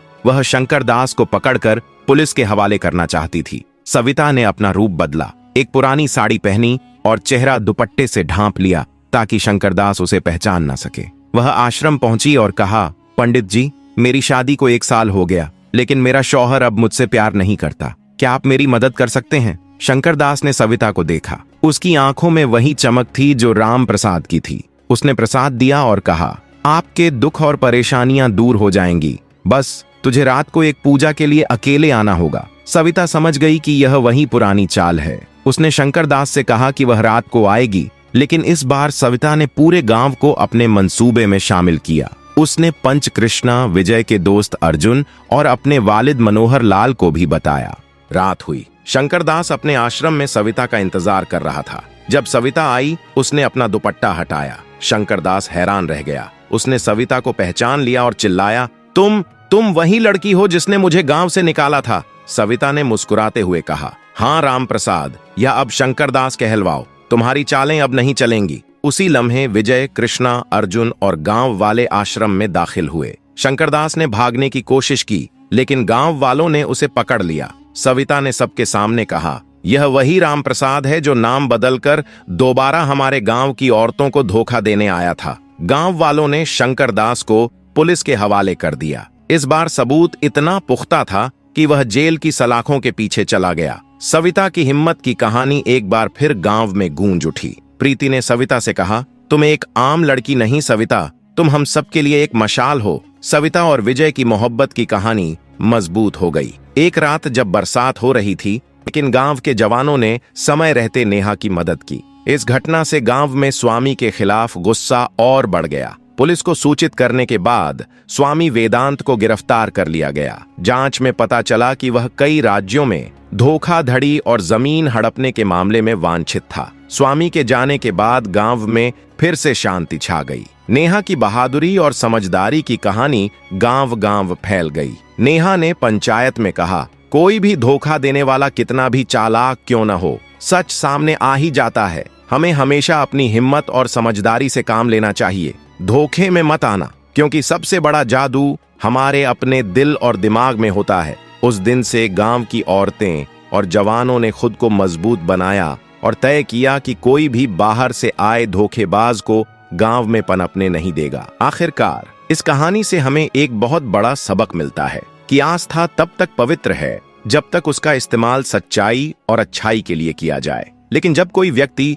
उसी आस्था का मुखौटा पहनकर लोगों को गुमराह करने लगे, तो वो इंसान नहीं, एक सामाजिक दानव बन जाता है। ऐसे लोगों को पहचानना, उनसे सवाल करना और उनका सच सामने लाना हमारी जिम्मेदारी है। सविता जैसी साहसी महिलाओं की कहानी हमें ये याद दिलाती है कि जब इंसान अपने आत्मविश्वास और सही सोच के साथ खड़ा होता है, तो कोई भी झूठ ज्यादा देर तक टिक नहीं सकता। ये कहानी सिर्फ एक धोखेबाज की नहीं, बल्कि हर उस इंसान की चेतावनी है जो किसी के विश्वास का फायदा उठाने की सोचता है। अगर आपको ये कहानी पसंद आई हो तो इसे लाइक कीजिए, शेयर कीजिए और अपने दोस्तों और परिवार के साथ जरूर बांटिए, ताकि हर कोई ऐसे फरेब से बच सके। और हाँ, ऐसी और भी हिम्मत भरी सच्ची कहानियों के लिए हमारे चैनल को सब्सक्राइब जरूर करें, क्योंकि हम हर बार लाते हैं एक नई रोशनी जो अंधेरे से लड़ती है। याद रखिए, सच्चाई की ताकत से बड़ा कोई अस्त्र नहीं। जब तक आपके अंदर सवाल करने की हिम्मत और सच को स्वीकारने का साहस है, तब तक कोई भी झूठ आपको जीत नहीं सकता। बने रहिए हमारे साथ और चलिए मिलकर फैलाते हैं सच की रोशनी पूरे समाज में। वर्दी में सख्त दिखने वाली ये एसपी मैडम हर रोज एक भिखारी को खाना देती थीं, पर एक दिन उस भिखारी ने ऐसा कुछ कह दिया जिससे मैडम का पूरा वजूद हिल गया। क्या आप मुझसे शादी करेंगी? सिर्फ एक सवाल नहीं था, ये एक राज की शुरुआत थी, एक ऐसा राज जिसे जानने के बाद शायद आप भी हैरान रह जाएंगे। जानिए पूरी सच्चाई। इस कहानी के हर मोड़ पर हैं जज्बात, रहस्य और एक ऐसा फैसला जो इंसानियत और इश्क दोनों की परिभाषा बदल देता है। वीडियो को अंत तक जरूर देखें, क्योंकि आखिरी मिनट तक आपको यकीन नहीं होगा कि ऐसा भी हो सकता है। शहर के सबसे व्यस्त चौराहे पर हर सुबह एक काली स्कॉर्पियो रुकती और उसमें से उतरती एसपी निहारिका सहगल, सख्त, ईमानदार और लोगों की प्रिय एसपी मैडम। रोज की तरह वो सड़क किनारे बैठे एक खामोश फकीर को कुछ रुपए देती, जो सिर झुकाकर चुपचाप शुक्रिया अदा करता। न तो वो मांगता था, न ही कुछ बोलता, लेकिन उसकी आंखों में कोई दबी हुई कहानी थी। 2 साल पहले फिर मुस्कुराकर टाल गई, लेकिन इस बार फकीर ने पैसे नहीं लिए, बस खामोश रहा। अगले दिन उसने कहा, मैं आपके लिए कुछ कर सकता हूँ अगर आप एक मौका दें। निहारिका नाराज हुई, मगर जब फकीर बोला, मैं एक बड़ा अपराध होने से पहले आपको जानकारी दे सकता हूँ, तो वो चौकन्नी हो गई। एक फकीर और जुर्म की खबर। अब ये सिर्फ एक सुबह की मुलाकात नहीं थी, ये एक राज की शुरुआत थी। जब शहर के सबसे व्यस्त चौराहे पर रात का सन्नाटा उतरता, तो वही फकीर अब भी बैठा होता, जैसे अंधेरे में भी कुछ देख रहा हो। एक सुबह एसपी निहारिका सहगल अपनी ड्यूटी पर निकल रही थी, तभी फकीर ने उन्हें रोका। मैडम, कल रात पास के बंद गोदाम में कुछ लोग हथियार लेकर जमा थे, कुछ बड़ा होने वाला है। निहारिका को शक तो हुआ, पर उन्होंने जांच करवाई और अगले ही दिन वहां से भारी मात्रा में अवैध हथियार मिले। वो हैरान रह गईं। एक साधारण दिखने वाला फकीर इतनी पक्की जानकारी कैसे दे सकता है? जब उन्होंने उससे पूछा, तुम कौन हो, तो बस मुस्कुराकर बोला, मैं वही हूँ जो दिखता हूँ, पर इस शहर की हर गली मेरी याद में है। और उसने अपना नाम समीर बताया। इसके बाद उसने कई घटनाएं, बात तो उन्होंने सिर्फ तविश चतुर्वेदी से कभी कही थी और किसी को नहीं, पर उन्होंने खुद को संभाल लिया और मुस्कुराकर बोली, शायद तुमने मुझे कभी फोन पर बात करते सुना होगा। लेकिन सवाल उनके मन में बीज की तरह जम चुका था। फिर एक रात जब थाने से लौटते वक्त निहारिका की गाड़ी सुनसान सड़क पर अचानक बंद हो गई। बारिश भी तेज हो रही थी। वो अकेली और असहाय खड़ी थीं। तभी जैसे अंधेरे को चीरते हुए वही फकीर वहां आ पहुंचा। मैडम, इस वक्त आप अकेली नहीं होनी चाहिए थीं, उसने गाड़ी खोलते हुए कहा। उसके शब्दों में एक ऐसी परवाह थी जो किसी अजनबी की नहीं हो सकती। निहारिका ने उस रात उसे अपने घर चलने का आग्रह किया। पहले तो उसने इनकार किया, लेकिन आखिरकार मान गया। घर पहुंचकर उन्होंने उसे गर्म खाना परोसा। पहला निवाला लेते ही फकीर ने कहा, ये स्वाद जैसे किसी भूले हुए समय की याद लौट आई हो। निहारिका का दिल धक से रह गया। उन्होंने कुछ नहीं कहा, लेकिन मन में सवालों की आंधी चल रही थी। अगले ही दिन उन्होंने अपने पुराने दोस्त और फॉरेंसिक विशेषज्ञ विवान खन्ना को बुलाया। उन्हें फकीर की चुपके से ली गई तस्वीर दिखाई। विवान तस्वीर के लिए फकीर ने थोड़ी देर चुप रहकर देखा, फिर सहमति में सिर हिला दिया। अब निहारिका सहगल के लिए सच्चाई और भी करीब थी, लेकिन वो जानती थीं, यह सफर आसान नहीं होगा। हर जवाब से पहले सवालों की एक और परत खुलने वाली थी। अब निहारिका सहगल के घर में समीर का आना जाना एक आम बात हो गई थी। उसने खुद को सिर्फ एक फकीर नहीं, बल्कि एक भटका हुआ मुसाफिर बताया था। निहारिका ने उसे अपने घर के पिछवाड़े एक छोटा कमरा दे दिया था, एक शांत कोना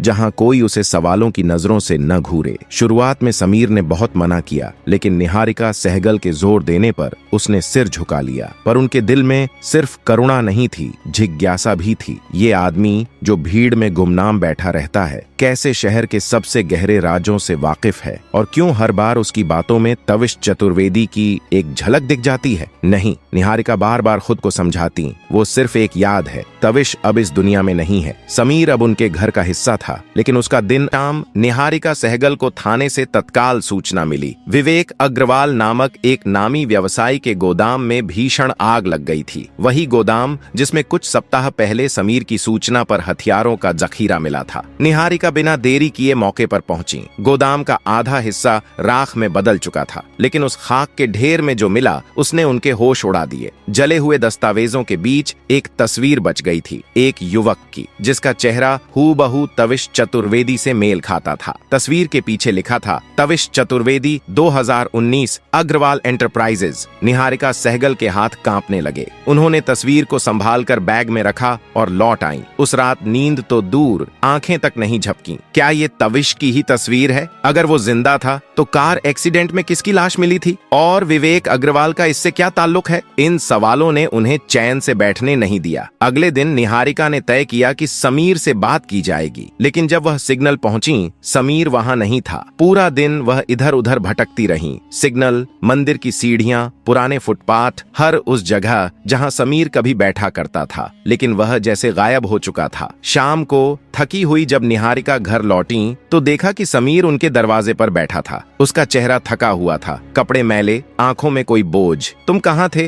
निहारिका ने पूछा। समीर ने नजरें झुका लीं। कुछ जरूरी काम था मैडम, आप परेशान मत हो। निहारिका उससे तस्वीर के बारे में पूछना चाहती थी, लेकिन ठहर गईं। बस एक साधारण सा सवाल किया, तुम विवेक अग्रवाल को जानते हो? समीर ने कुछ पल चुप रहकर उनकी आंखों में झांका, फिर जवाब दिया, इस शहर में ऐसा कोई नहीं जो उसे न जानता हो। बड़ा आदमी है। उसके जवाब में कुछ था, एक छुपी हुई कड़वाहट या शायद कोई डर, जिसने निहारिका को और बेचैन कर दिया। अगले कुछ दिनों में विवेक अग्रवाल के गोदाम में लगी आग की तहकीकात तेज कर दी गई। जांच में यह सामने आया कि आग महज एक दुर्घटना नहीं थी, किसी ने जानबूझकर गोदाम को जलाया था। गवाहों ने बयान दिया कि रात के अंधेरे में एक अजनबी शख्स को वहां देखा गया था। लंबा चोगा, सिर पर फटा हुआ साफा, बिल्कुल वैसा जैसा समीर पहनता है। अब शक गहराता जा रहा था। निहारिका सहगल को यह समझने में देर नहीं लगी कि समीर जो दिखता है वो है नहीं, और शायद कभी था जो वो होने का दावा करता है। निहारिका सहगल अब इस बात को नजरअंदाज नहीं कर सकती थीं कि समीर के इर्द गिर्द कुछ तो असामान्य है। उन्होंने अपने भरोसेमंद गुप्त अधिकारी वीर मल्होत्रा को आदेश दिया, हर मूवमेंट ट्रैक करो, वो आखिर रात को जाता कहाँ है। कुछ ही दिन में वीर ने रिपोर्ट दी, मैडम, हर रात वो एक पुराने खंडहर में जाता है। वहाँ कुछ अजनबी लोग उससे मिलते हैं, बातचीत होती है, लेकिन क्या, ये समझ नहीं आता। अब ये खेल और भी पेचीदा हो चला था। निहारिका ने बिना वक्त गंवाए खुद उस खंडहर का निरीक्षण किया। खंडहर में धूल, दीवारों पर टूटे निशान और फर्श पर बिखरे कुछ जले हुए कागज। उन्हीं में एक कोने से कुछ पुराने दस्तावेज मिले, अग्रवाल एंटरप्राइजेज की काली करतूतों का कच्चा चिट्ठा। लेकिन जो चीज सबसे ज्यादा चौंकाने वाली थी वो एक पुराना खत था, जिस पर लिखा था, तविश चतुर्वेदी, तुम्हें ये राज अपने साथ दफन करने होंगे। अगर अग्रवाल को पता चला तो वो तुम्हें कभी जिंदा नहीं छोड़ेगा। निहारिका सहगल की आंखें सन्न रह गईं। तविश, क्या वो जिंदा है? अब ये शक नहीं, एक डर बन गया था। निहारिका ने तय किया, अब विवेक अग्रवाल से सीधे बात होगी, लेकिन उससे पहले समीर की चुप्पी तोड़ना जरूरी था। उसी रात निहारिका ने समीर को बुलाया। उन्होंने एक तस्वीर सामने रखी। ये कौन है? उन्होंने पूछा। आवाज में सख्ती थी। समीर ने तस्वीर देखी। उसकी आंखों में एक हल्का कंपन आया, लेकिन चेहरा शांत रहा। कुछ जवाब वक्त देता है मैडम, लेकिन इतना कह सकता हूँ, मैं आपका दुश्मन नहीं हूँ। निहारिका का धैर्य जवाब दे गया। अगर तुमने अब भी सच नहीं बोला तो मैं तुम्हें गिरफ्तार करवा दूंगी। समीर बस मुस्कुरा दिया। अगर आप मुझे गिरफ्तार करती हैं तो वो हकीकत हमेशा के लिए दफन हो जाएगी जिसे आप जानना चाहती हैं। एक ठहराव के बाद समीर ने धीमे स्वर में कहा, अग्रवाल के दफ्तर के नीचे एक तहखाना है, वहीं वो सब छुपाता है, दस्तावेज, रिकॉर्ड, हर काला सच। निहारिका सहगल ने फौरन अपनी टीम को तैयार किया और रातों रात छापा मारा। तहखाने में वो सारे सबूत थे जिनकी उन्हें तलाश थी। छापे के बाद विवेक अग्रवाल गिरफ्तार कर लिया गया, लेकिन सब कुछ पाने के बाद भी निहारिका को चैन नहीं मिला। दिल अब भी बेचैन था, दिमाग सवालों से भरा। उन्होंने अपने करीबी फॉरेंसिक एक्सपर्ट विवान खन्ना को बुलाया और कहा, मुझे इस आदमी की पहचान चाहिए, जो भी टेस्ट करना पड़े करो। समीर का डीएनए नमूना लिया गया, लेकिन नतीजे में वक्त लगना तय था। कुछ ही दिन बाद निहारिका सहगल के मोबाइल पर एक अनजान नंबर से कॉल आया। दूसरी ओर एक भारी और चेतावनी भरी आवाज थी, मैडम एसपी, बहुत तेज हो गई हो, लेकिन सच जानने की कीमत होती है। समीर को छोड़ दो वरना अंजाम भुगतोगी। कॉल कट गया। अब निहारिका को साफ समझ में आ गया, समीर कोई मामूली भिखारी नहीं है, उसके पीछे कुछ बहुत गहरा और बड़ा छुपा है। पर अब पीछे हटने का सवाल ही नहीं था। हर दिन हर रात उनके मन में एक ही सवाल गूंजता, वो कौन है, उसकी आंखें, उसका लहजा, क्या वो वाकई तविश है? इसी बीच समीर की हरकतें पहले से भी ज्यादा रहस्यमयी हो गई थीं। दिन में चौराहे पर बैठता, रात को वापसी, लेकिन अब उसकी आंखों में कुछ बदल चुका था। एक गहरी शांति, जैसे किसी अनसुलझे सवाल का जवाब उसे मिल चुका हो। सच ये था, समीर वही था जिसे निहारिका सहगल ने 2 साल पहले एक कार हादसे में खो दिया था। समीर यानी तविश चतुर्वेदी। हादसा नहीं था, बल्कि एक सुनियोजित हत्या जो नाकाम रही। अब निहारिका को एक और धमकी मिली, अगर समीर तुम्हारे घर में रहा तो अगला निशाना तुम हो सकती हो। लेकिन इस बार उन्होंने फोन पर ठंडी लेकिन दृढ़ आवाज में जवाब दिया, किसी और से डराया जा सकता है, मुझसे नहीं। कॉल जैसे ही खत्म हुई, निहारिका सहगल की आंखों में अलर्ट की लाल बत्ती जल उठी। बिना देर किए उन्होंने अपनी साइबर यूनिट को एक्टिवेट किया और उस अज्ञात कॉल को ट्रेस करने का आदेश दिया। कुछ ही देर में रिपोर्ट आई। कॉल की लोकेशन एक सुनसान गोदाम की थी जो विवेक अग्रवाल की कंपनी की संपत्ति के तौर पर रजिस्टर्ड था। यह जानकर निहारिका को यकीन हो गया कि विवेक के गिरफ्त में होने के बावजूद उसका नेटवर्क अभी भी सक्रिय है। और जो बात सबसे ज्यादा परेशान कर रही थी, क्या समीर भी इस खेल का हिस्सा है? उधर तविश चतुर्वेदी, जो अब समीर की पहचान में छुपा था, जानता था कि असली शिकार अभी जिंदा है। वह शख्स जिसने उसकी जिंदगी, नाम और रिश्ता सब छीन लिया, वो अब निहारिका सहगल को भी निशाना बना रहा था। चौराहे पर भिखारी की जिंदगी जीते हुए तविश ने जो जानकारियां इकट्ठी की थीं, उनसे साफ था कि विवेक अग्रवाल तो केवल एक प्यादा था। असली बाजी किसी और के हाथ में थी, एक ऐसा चेहरा जो अब तक अंधेरे में था। तविश को एहसास था कि अब निहारिका को सब सच बताना खतरनाक होगा। एक गलत कदम उसकी जान पर भारी पड़ सकता है। लेकिन वक्त की रेत अब मुट्ठी से फिसल रही थी। अगली ही शाम समीर ने निहारिका को एक और सूचना दी। एक पुराने फैक्ट्री में हथियारों का बड़ा लेन देन होने वाला है। निहारिका ने अपनी यूनिट को सक्रिय किया और ऑपरेशन का नेतृत्व खुद संभाला। फैक्ट्री में छापा पड़ा और कई अपराधी पकड़े गए, मगर वहीं एक गिरफ्तार व्यक्ति ने ऐसा राज उगला जिसने सभी को चौंका दिया। इस सौदे का मास्टरमाइंड कभी खुद सामने नहीं आता, लेकिन उसे उस भिखारी के बारे में सब पता है जिसे तुम समीर कहती हो। निहारिका सहगल की रगों में सिहरन दौड़ गई। क्या समीर सच में खतरे में है या यह सब कुछ उसके ही इशारों पर चल रहा है? मन में द्वंद्व शुरू हो गया था। एक तरफ वही समीर था जिसने कई अहम जानकारियां देकर बड़े अपराध रोके, दूसरी ओर उसका बार बार अचानक गायब हो जाना और रहस्यमय चुप्पी शक को जन्म दे रही थी। इस असमंजस के बीच उन्होंने विवान खन्ना को कॉल किया। डीएनए रिपोर्ट कितने दिन में आ जाएगी? विवान का जवाब आया, बस 2 दिन और फिर सारा सच सामने होगा। उस रात जब निहारिका अपने घर लौटी तो घर में सन्नाटा था। समीर नदारद था, सिर्फ एक छोटा सा कागज टेबल पर रखा था। मैडम, कुछ जरूरी काम है, जाना पड़ रहा है, मैं वापस जरूर आऊंगा। यह नोट किसी भारी तूफान से पहले की शांति जैसा लगा। निहारिका सहगल अब और इंतजार के मूड में नहीं थीं। उन्होंने तय किया कि अब वह खुद इस रहस्य का पीछा करेंगी। अपने भरोसेमंद इंस्पेक्टर वीर मल्होत्रा को बुलाकर उन्होंने सीधी बात कही, अब समीर के पीछे जाना है, छुप छुप कर नहीं, सामने से। वीर ने जानकारी दी कि समीर को आखिरी बार शहर के किनारे स्थित उसी पुराने फैक्ट्री के पास देखा गया है जहां हाल में छापा पड़ा था। निहारिका ने टीम तैयार की, लेकिन इस बार वह अकेले निकलने का निर्णय ले चुकी थी। उन्हें लग रहा था अब सवाल पूछने का नहीं, जवाब लेने का वक्त है। उन्होंने अपनी सर्विस रिवॉल्वर की गोलियां चेक की, मोबाइल का ट्रैकर ऑन किया और बिना किसी को बताए कार में बैठ गईं। कारखाने की ओर बढ़ती रात और उसके साथ बढ़ता सन्नाटा एक अजीब सी बेचैनी लेकर चल रहा था। हर मोड़ पर अंधेरा था और हवा में खतरे की गंध थी। उन्हें अंदाजा नहीं था कि यह रात उनकी जिंदगी की दिशा हमेशा के लिए बदल देगी। निहारिका सहगल धीरे धीरे पुराने कारखाने के पिछवाड़े से अंदर दाखिल हुई। हर कदम संभल कर रख रही थी, लेकिन जैसे ही भीतर पहुंची उसके कदम ठिठक गए। एक टूटी फूटी मेज के सामने समीर खड़ा था और उसके ठीक सामने खड़ा व्यक्ति कोई और नहीं बल्कि प्रियांश अग्रवाल था, विवेक अग्रवाल का छोटा भाई। जिस इंसान को सभी ने हमेशा नाकाबिल और कमजोर समझा था, वह इस वक्त एक ऐसे रूप में सामने खड़ा था जिसे देखकर कोई भी धोखा खा जाए। प्रियांश की आंखों में गुस्सा भरा हुआ था। तू कौन है? मेरे भाई को जेल भेजा, मेरी डील्स बिगाड़ दी और अब यहाँ क्यों आया है? बोल, तेरा असली चेहरा क्या है? समीर एक पल के लिए चुप रहा, फिर उसकी आवाज धीमे लेकिन सख्त लहजे में गूंजी। तुमने मुझे मिटाने की कोशिश की थी, लेकिन शायद तुम भूल गए कि मैं मरा नहीं था। मैं हूँ तविश चतुर्वेदी। छुपकर खड़ी निहारिका सहगल की सांसें रुक गईं। तविश चतुर्वेदी, वही नाम जो उसने 2 साल से अपने दिल में दफन कर रखा था। क्या यह वही है, उसका पति? उसकी आंखें भर आईं,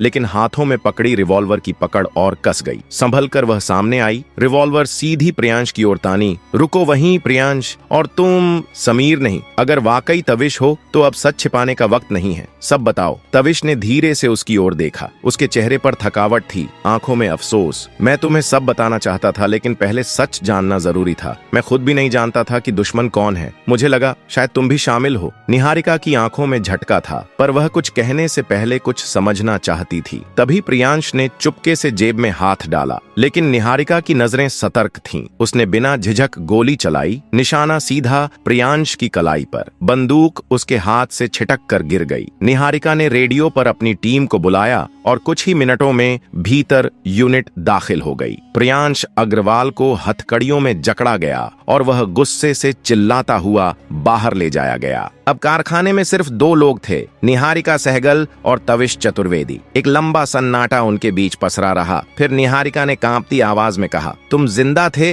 और फिर भी मुझे अंधेरे में रखा? तविश ने आगे बढ़कर कहा, मैं टूट चुका था निहारिका, मुझे लगा तुमने मुझे धोखा दिया, लेकिन अब जान चुका हूँ तुम ही वो वजह थी जिसकी खातिर मैं आज तक जिंदा हूँ। फिर उसने पूरी दास्तान सुनाई, कैसे प्रियांश ने जलन और लालच में उसकी कंपनी हथियाने के लिए जानलेवा चाल चली, कैसे उसने खुद को मरा हुआ दिखाया और कैसे भिखारी के भेस में उसने पूरे नेटवर्क की परतें खोलनी शुरू की। निहारिका की आंखों में आंसू बहने लगे, उसकी उंगलियों से रिवॉल्वर फिसल गई। वह आगे बढ़ी और तविश को गले लगा लिया। तुमने मुझे बहुत तकलीफ दी, लेकिन मैं फिर भी तुम्हें खोने से डरती हूँ। तविश चतुर्वेदी ने उसे मजबूती से थामा और कहा, अब मैं तुम्हें कभी अकेला नहीं छोड़ूंगा निहारिका। अगर आपको यह दिल को झकझोर देने वाली कहानी सच में छू गई हो तो वीडियो को लाइक जरूर करें, इसे शेयर कीजिए ताकि यह सच्चाई उन लोगों तक भी पहुंचे जो अब भी अंधेरे में हैं। और हाँ, चैनल को सब्सक्राइब करना न भूलें। आमीन या रब्बल आलमीन। क्या आप सोच सकते हैं कि एक ही घर की 3 बेटियां एक साथ उम्मीद से हो जाए और किसी को पता तक न चले कि कसूरवार कौन है? क्या हो जब जुर्म घर की चुप दीवारों के पीछे पल रहा हो और हैवान वो निकले जिस पर सबसे ज्यादा भरोसा किया गया था। ये कहानी है उस माँ की जिसने गरीबी में जीना सीखा मगर अपनी बेटियों की इज्जत पर कभी समझौता नहीं किया। ये कहानी है उन 3 बहनों की जो बनी शिकार किसी बाहर वाले की नहीं, बल्कि उस इंसान की जो हर रोज उन्हें रोटी खिला रहा था। लेकिन जब सच्चाई सामने आई तो पूरा गांव, पूरा इलाका हिल गया। ये दास्तान है उस दरिंदगी की जिसने इंसानियत को शर्मिंदा कर दिया और उस इंसाफ की जिसने साबित कर दिया कि ऊपर वाला देर कर सकता है लेकिन अंधेर नहीं करता। प्यारे दोस्तों, आज हम आपके साथ एक ऐसा सच्चा और दिल दहला देने वाला वाकया शेयर करने जा रहे हैं जिसे सुनकर आपके पैरों तले जमीन खिसक जाएगी और आप सोचने पर मजबूर हो जाएंगे कि क्या वाकई ऐसा भी हो सकता है। एक बेवा माँ की 3 जवान बेटियां जिनकी अभी शादी भी नहीं हुई थी, अचानक उम्मीद से हो गई। ना उनका बाहर आना जाना था, ना किसी से मेल। फिर सवाल यह पैदा होता है, आखिर वो कौन है जिसने यह सब किया? क्या वो उनका अपना सगा बाप था या कोई सौतेला भाई या शायद चाचा या मामा, खालू या कोई और करीबी रिश्ता जिस पर भरोसा था, जो घर का फर्द था और जिससे कभी ऐसी उम्मीद ना थी। यह वाकया ऐसा है जिसने पूरे गांव को हिलाकर रख दिया। घरों के दरों दीवार तक कांप उठे जब सच्चाई सामने आई। तो आइए बगैर वक्त जाया किए सुनते हैं वो लजाखेज वाकया जिसने साबित कर दिया कि हर दरिंदा बाहर नहीं होता, बाद दफा वो घर के अंदर होता है और उसका चेहरा सबसे ज्यादा भरोसे वाला होता है। यह बात एक दुखी दिल रखने वाली, मेहनती और गरीब बेवा औरत की है जिसका नाम बीबी शिब्रा था। उसका शौहर कई साल पहले दुनिया से रुखसत हो चुका था और उसके पहले शौहर से एक बेटा था जो मां के दूसरे निकाह के बाद भी उसी के साथ रहा। बाद में शिब्रा ने दूसरी शादी की जिससे उसे 6 बेटियां हुईं, बेहद खूबसूरत, शर्मीली और बापर्दा। शौहर भी ज्यादा अरसा न जिया और शिब्रा दोबारा बेवा हो गई, मगर बेटियों की तरबियत में कोई कसर न छोड़ी। बीबी शिब्रा अपनी 6 बेटियों के साथ एक छोटे से कच्चे घर में रहती थी। मेहनत मजदूरी करती, घरों में बर्तन मांजती, लोगों के कपड़े धोती और दिन भर की मेहनत से मिलने वाला थोड़ा सा खाना और पैसा ही उन सब का सहारा था। उसके सौतेले मारी। फिर जब बेटी रोते हुए यह कहती रही, अम्मी मैंने कभी किसी को देखा भी नहीं, मुझ पर यकीन करें, तो माँ का दिल फट गया। वो जान गई कि बेटी सच बोल रही है। लेकिन अभी यह दुख कम ना हुआ था कि चंद ही दिनों बाद उसकी दूसरी और फिर तीसरी बेटी भी उसी हाल में निकली और सबकी जुबान पर वही जुमला था, अम्मी हमें कुछ नहीं पता, खुदा की कसम हमें कुछ भी याद नहीं। इस सानिहे ने बीबी शिब्रा को अंदर से तोड़ कर रख दिया। वो दिनों तक रोती रही, सोचती रही, मगर कुछ समझ ना आया। फिर एक दिन दिल में हिम्मत करके वह इंसाफ की उम्मीद लेकर सुल्तानाबाद के बादशाह शहनशाह यजदान के दरबार में जा पहुंची। दरबार लगा हुआ था। बादशाह यजदान अपने तख्त पर बैठा लोगों की फरियादें सुन रहा था। अचानक बीबी शिब्रा दरबार में दाखिल हुई, चेहरा आंसुओं से भीगा हुआ, कपड़े धूल से स्नेह, पांव नंगे और आंखों में बस एक ही सवाल, मुझे इंसाफ कब मिलेगा? बादशाह ने उसे देखा तो पूछा, माँ जी अखबार में आई हैं, जबान खोलें, बताएं क्या तकलीफ है। मगर बीबी शिब्रा बोली, बादशाह सलामत, मैं आपसे अकेले में बात करना चाहती हूँ। मेरे दुख का मामला ऐसा है कि सबके सामने बताऊंगी तो कल मेरे घर के दरो दीवार भी शर्म से लरज जाएंगे। बादशाह हैरान हुआ, मगर औरत की लर्जती आवाज और चेहरे का दर्द देखकर कहने लगा, इस माँ को मेरे कमरे में लाया जाए, मैं इसका दुख सुनना चाहता हूँ। 2 सिपाही शिब्रा को अंदर ले गए बादशाह के खास कमरे में। वहां बीबी शिब्रा बादशाह के कदमों में गिर पड़ी और रोने लगी। बादशाह का दिल पसीज गया और बोला, माँ जी आपकी फरियाद मेरी फरियाद है, जो कुछ हुआ है सच सच मुझे बताएं। अगर मेरी सल्तनत में कोई दरिंदा छुपा बैठा है तो मैं उसे निकाल कर निशाने इबरत बना दूंगा। बीबी शिब्रा ने लरजती आवाज में कहना शुरू किया। बीबी शिब्रा ने बादशाह यजदान के सामने आह भरकर कहना शुरू किया, बादशाह सलामत, मैं एक बेवा औरत हूँ। मेरे पहले शौहर का इंतकाल बरसों पहले हुआ। उससे मेरा एक बेटा था जो अब मेरे साथ ही रहता है। बाद में मेरी दूसरी शादी हुई और उस शौहर से मुझे 6 बेटियां हुईं। मगर वक्त ऐसा जालिम निकला कि वो शौहर भी ज्यादा दिन ना जिया और मैं एक बार फिर बेवा हो गई। मेरे 6 बच्चों की परवरिश का बोझ मेरे कंधों पर आन पड़ा। बादशाह सलामत, मैं दिन भर अमीरों के घरों में झाड़ू पोछा करती हूँ, बर्तन मांजती हूँ और जो बचा हुआ खाना या चंद सिक्के मिलते हैं उसी से अपने बच्चों का पेट पालती हूँ। मेरी बेटियां बहुत शरीफ, पर्देदार और बापर्दा हैं। कभी अकेली बाहर नहीं गईं। सिरों पर हमेशा दुपट्टा रहता है और आंखें झुकी रहती हैं। मेरी जिंदगी जैसे तैसे गुजर रही थी जब एक दिन मेरी सबसे बड़ी बेटी की तबीयत खराब होने लगी। वो कमजोर रहने लगी, चक्कर आते, उल्टियां होने लगीं। मैं उसे शहर के डॉक्टर के पास ले गई। डॉक्टर ने देखने के बाद कहा, तुम्हारी बेटी उम्मीद से है। ये कहते हुए बीबी शिब्रा की आवाज कांपने लगी, आंखों से आंसू बहने लगे। बादशाह सलामत, मेरे कदमों के नीचे से जमीन खिसक गई। मेरी बेटी की तो अभी शादी भी नहीं हुई थी, मैं यह कैसे मान लूं? मैं उसे घर ले आई, गुस्से में आ गई, उसे मारा, थप्पड़ मारे, पूछा किसके साथ ऐसा किया, ये बच्चा किसका है? मगर मेरी बेटी बस रोती रही और मेरे कदमों में गिरकर कहने लगी, अम्मी मुझे नहीं मालूम, खुदा की कसम मैंने कभी किसी को देखा भी नहीं, बात तक नहीं की, मैं तो कभी अकेली बाहर भी नहीं गई, मुझे नहीं पता ये सब कैसे हुआ। बादशाह सलामत, वो मेरी बेटी है, मैंने उसे पैदा किया, पाला, सिखाया। मैं उसकी आंखों में झूठ पहचान सकती हूँ और मैं जान गई वो सच बोल रही है। हमने खामोशी इख्तियार कर ली। उसका बच्चा पैदा हुआ और हमने उसे भी सीने से लगा लिया। लेकिन चंद महीने बाद मेरी दूसरी बेटी की तबीयत बिगड़ने लगी। उसे भी उसी डॉक्टर के पास ले गई और फिर वहीं खबर मिली, आपकी बेटी उम्मीद से है। मेरा दिल बैठ गया, मेरे हाथ पांव ठंडे पड़ गए। ये सब कौन कर रहा है, कैसे, कब? हमारे घर पर तो कोई आता जाता नहीं, मेरी बेटियां कभी बाहर नहीं निकलती, हमारे दरवाजे पर भी कोई दस्तक नहीं देता। और बादशाह सलामत, जैसे यह काफी नहीं था, कुछ दिन बाद मेरी तीसरी बेटी की तबीयत खराब हुई और वह भी उम्मीद से निकली। मैंने सब्र किया, चुपचाप अल्लाह से फरियाद की, या अल्लाह मुझे बता दे ये सब कौन कर रहा है।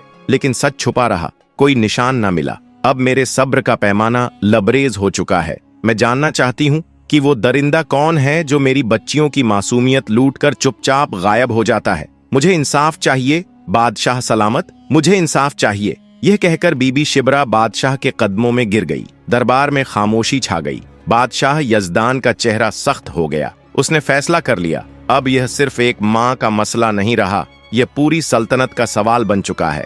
बीबी शिब्रा की बातें सुनकर दरबार में सन्नाटा छा गया। बादशाह यजदान अपनी जगह से उठा और गहरी सांस लेकर बोला, अम्मा तुम अब आकर बोली हो जब 3 बेटियों की जिंदगियां बर्बाद हो चुकी। तुम्हें तो उस वक्त आना चाहिए था जब पहली बेटी उम्मीद से हुई थी। अगर तुम तब मुझे बता देती तो शायद बाकी दोनों बच्चियों को यह दिन ना देखना पड़ता। मगर यह भी सच है, तुम जैसे गरीब लोग बदनामी के खौफ से सच को दबाए रखते हो। अपनी बेटियों की इज्जत को बचाने के लिए खुद जहर पी लेते हो और जब यह जहर अंदर ही अंदर काटने लगता है तब तुम चीखने पर मजबूर होते हो। अम्मा तुम भी उन्हीं में से हो जो देर से आती हैं मगर बहरहाल आ जाती हैं। बीबी शिब्रा ने शर्मिंदगी से नजरें झुका लीं। आंसू बहाते हुए वो बोली, बादशाह सलामत, आप ठीक कह रहे हैं, मुझे पहले आना चाहिए था, मगर अब जो हो चुका सो हो चुका। अब बस मैं यह चाहती हूँ कि मेरी बेटियों का वो मुजरिम पकड़ा जाए। वो दरिंदा कौन है जो चुपचाप हमारी जिंदगी बर्बाद करके निकल जाता है। बादशाह ने उसकी तरफ देखा।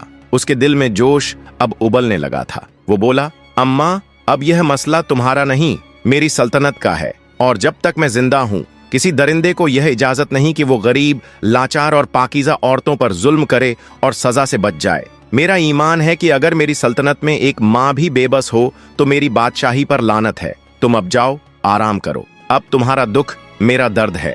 बीबी शिब्रा खामोशी से अपनी चादर संभालती हुई आंखों में आंसू लिए वहां से रवाना हो गईं। बादशाह यजदान वापस दरबार में आया, बज़ाहिर फरियादें सुनने लगा, लेकिन उसका दिल और दिमाग सिर्फ एक ही बात में उलझा हुआ था।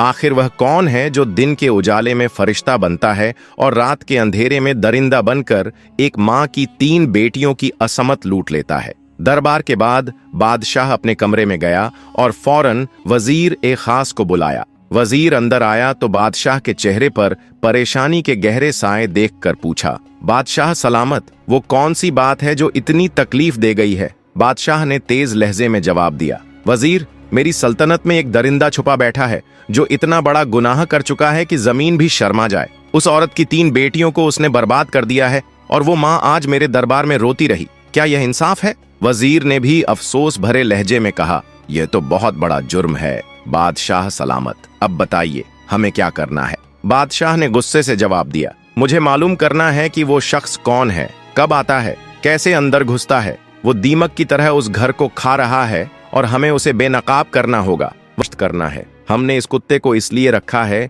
कि जैसे ही वह दरिंदा घर में दाखिल होगा, कुत्ता उस पर भौंकने लगेगा और हमारे सिपाही फौरन हरकत में आ जाएंगे। वजीर ने 2 मुहाफिजों को हुक्म दिया कि वो घर के इर्द गिर्द छुप कर पहरा दें। बीबी शिब्रा और तीनों मुतासिरा बेटियों को तसल्ली देकर वो वहां से वापस चला गया और सीधा महल जाकर बादशाह के सामने पेश हुआ। बादशाह ने फौरन पूछा, वजीर, क्या वो जाल बिछ गया? कुत्ते को सही जगह पर बांधा? वजीर ने सर झुकाकर कहा, जी बादशाह सलामत, सब वैसा ही कराया हूं जैसा आप चाहते थे। अब अगर वह दरिंदा आज भी आया तो वह बचकर नहीं जा सकेगा। बादशाह ने गहरी सांस ली और बोला, वजीर, मुझे नींद नहीं आ सकती जब तक उस जालिम को उसकी सजा ना दे दूं। मेरे राज में मजलूम औरतें रोएं, यह मैं बर्दाश्त नहीं कर सकता। रात ढलने लगी। पूरे गांव में सन्नाटा छा चुका था। चांदनी की रोशनी में खामोशी और खौफ बिखरा हुआ था। और फिर आधी रात के करीब बीबी शिब्रा के घर की छत पर एक साया नमूदार हुआ। एक शख्स दबे पांव आया, छत से नीचे कूदा और सहन में उतरा, मगर अगले ही लम्हे कुत्ता उस पर जोर जोर से भौंकने लगा। आवाज इतनी तेज थी कि न सिर्फ बीबी शिब्रा और उसकी बेटियां जाग गईं, बल्कि आसपास छुपे सिपाही भी फौरन चौकन्ने हो गए। बीबी शिब्रा दिल थामकर बेटियों को करीब करके बैठ गईं। वो आ गया, वही दरिंदा। उसके दिल की धड़कन तेज हो गई। सिपाही दौड़कर अंदर आए। वो नकाबपोश शख्स जो अंदर आ चुका था चीख पड़ा वो और भागने लगा, लेकिन सिपाहियों ने उसे दबोच लिया। उसके हाथ मरोड़कर जमीन पर लिटाया गया। उसके चेहरे पर काला कपड़ा बंधा हुआ था। वह अपनी शिनाख्त छुपाना चाहता था, लेकिन जब सिपाहियों ने उसका नकाब खींचा तो बीबी शिब्रा और उसकी बेटियों की चीख निकल गई। आंखें फटी की फटी रह गईं, सांसें रुक गईं।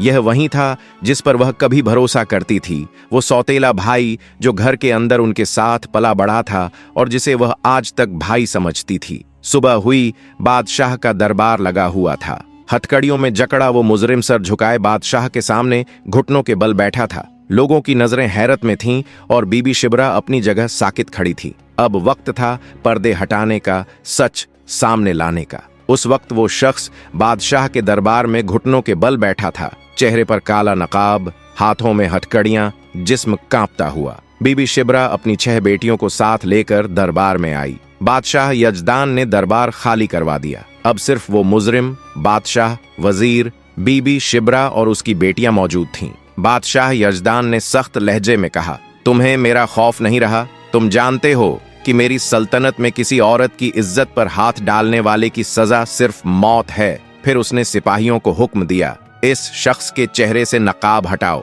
मैं देखना चाहता हूं वो चेहरा जिसने एक माँ की 3 बेटियों की जिंदगी बर्बाद की। नकाब हटा तो एक गहरी खामोशी छा गई। बीबी शिब्रा की आंखों में हैरत, तकलीफ और गुस्से का तूफान उमड़ आया। उसने चीख कर कहा, हमजा, तूने यह क्या? ये वही सौतेला बेटा था जो बीबी शिब्रा के पहले शौहर से था, जो उनके साथ ही पला बड़ा था, जिस पर उसने कभी फर्क न रखा था और जिसे सब बेटियां भाई कहती थीं। बीबी शिब्रा आगे बढ़ी और उसके मुंह पर थूक दिया। बोली, दरिंदा, बेगैरत, तुझे शर्म नहीं आई? यह बच्चियां तेरे साथ पली बड़ी थीं।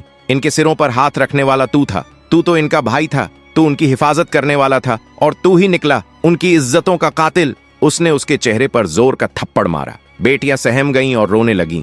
बादशाह गुस्से से तलवार खींचता है और उसके सर के पास रखकर कहता है, अब बोल, सच सच बता, तूने ऐसा क्यों किया? अगर एक लफ्ज भी झूठ बोला तो तलवार तेरे सर को चीर देगी। हमजा की सांसें तेज हो गईं, चेहरे पर खौफ छा गया। उसने थरथराती आवाज में कहना शुरू किया, बादशाह सलामत, मैं बीबी शिब्रा का सौतेला बेटा हूँ। ये सब बेटियां मेरी सौतेली बहनें हैं। मेरे वालिद का इंतकाल बहुत पहले हो चुका था। शिब्रा ने मुझे भी अपनी बेटियों के साथ पाला, लेकिन अंदर से मेरे दिल में नफरत और हसद बढ़ता रहा। जब बेटियां जवान होने लगीं तो उनकी खूबसूरती देखकर मेरा दिल बदलने लगा, मेरी नीयत खराब होने लगी। लेकिन मैं जानता था कि यह मुझे कभी नहीं अपनाएंगी। मैंने शिब्रा से कहा कि बड़ी बेटी की शादी कर दो, मगर उसने मेरी बात को संजीदगी से नहीं लिया। मुझे लगा कि यह सब बेटियां एक दिन शादी करके चली जाएंगी और मेरे अंदर एक शैतान ने जन्म लिया। मेरी हवस ने मुझे अंधा कर दिया। मैंने सोचा कि अगर मैं चाहूं तो रात के अंधेरे में इन पर हाथ डाल सकता हूं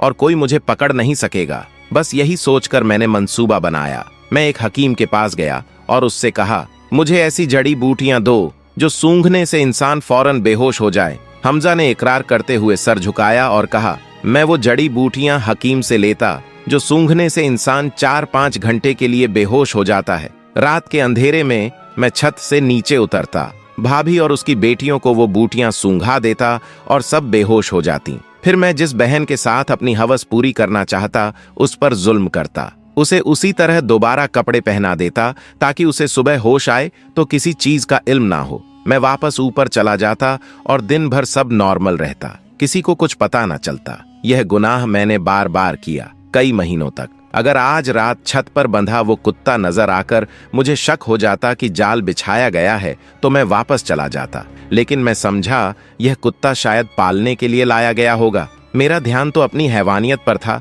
इसलिए मैं आ गया और पकड़ा गया। इतना कहकर वो खामोश हो गया। दरबार में गहरी खामोशी छा गई। बीबी शिब्रा के चेहरे पर एक माँ का कर्ब, बेटियों की आंखों में सदमे और आंसू थे। बादशाह यजदान का चेहरा गुस्से से सुर्ख हो चुका था। बादशाह ने वजीर की तरफ देखा और हल्के से सर के इशारे से हुक्म दिया। वजीर ने अपनी तलवार नियाम से निकाली, आगे बढ़ा और एक ही वार में उस दरिंदे सौतेले भाई हमजा का सर धड़ से जुदा कर दिया। उसका जिस्म कुछ लम्हे तड़पा और फिर हमेशा के लिए खामोश हो गया। दरबार में इंसाफ का बोलबाला हो चुका था। बादशाह ने बीबी शिब्रा की तरफ देखा और नरम लहजे में कहा, अम्मा, अगर तुम पहले आ जाती तो शायद तुम्हारी 3 बेटियां यह दुख ना झेलती, लेकिन अब जो हो चुका सो हो चुका। मैं वादा करता हूं कि तुम्हारी तीनों बेटियों को वो खुशियां दूंगा जिनकी वह हकदार है। बादशाह ने अपने राज के 3 सबसे नेक और साहिब हैसियत नौजवानों का इंतखाब किया, जो न सिर्फ रुतबा रखते थे बल्कि किरदार और इंसानियत में भी बेहतरीन थे। फिर इन नौजवानों का रिश्ता बीबी शिब्रा की 3 बेटियों से तय किया गया। दहेज के नाम पर न कोई बोझ न कोई शर्त, बल्कि बादशाह ने खुद सोना, चांदी, जेवरात, कपड़े और हर जरूरी चीज का इंतजाम किया। जिस माँ की आंखें उम्मीद से सूख चुकी थीं, जिन लब्बों ने दुआ करना छोड़ दिया था, आज वो बादशाह के कदमों में गिरकर फूट फूट कर रो रही थी। हर आंसू में शुक्र था और हर सांस में बद्दुआ उस शख्स के लिए जो इंसान के लिबास में दरिंदा निकला। बादशाह ने उसकी पेशानी पर हाथ रखते हुए फरमाया, जब तुम्हारी बाकी बेटियां भी जवान होंगी मुझे खबर देना। उनकी भी इज्जत और निकाह की जिम्मेदारी अब मेरी है। मेरी सल्तनत में अब कोई बेटी अकेली नहीं रहेगी। हर मजबूर माँ मेरी माँ है और हर बेटी मेरी बेटी। और यूं एक इंसाफ पसंद हाकिम ने मजलूम माँ को उसका खोया हक लौटाया और उस दरिंदे को वो सजा दिलवाई जो उसकी दरिंदगी के काबिल थी। दोस्तों, ये सिर्फ एक कहानी नहीं है, ये आईना है हमारे समाज का। एक ऐसा समाज जहां बेटियां आज भी बोझ समझी जाती हैं और जहां मजबूरी का फायदा उठाकर उन्हें अपनी हवस की भेंट चढ़ा दिया जाता है। लेकिन ये कहानी हमें बताती है कि अगर हिम्मत हो, अगर आवाज उठाई जाए, अगर सच के लिए खड़े हुआ जाए, तो न सिर्फ इंसाफ मुमकिन है बल्कि समाज भी बदल सकता है। तो अगर आप पर या आपके किसी जानने वाले पर जुल्म हो रहा है तो खामोश मत रहिए। बदनामी का डर, समाज की फिक्र, लोगों की बातें, ये सब तब खत्म हो जाते हैं जब हक के लिए कोई उठ खड़ा होता है। क्योंकि जब तक आप खामोश रहें, शेयर करें और चैनल को सब्सक्राइब करना ना भूलें। आमीन।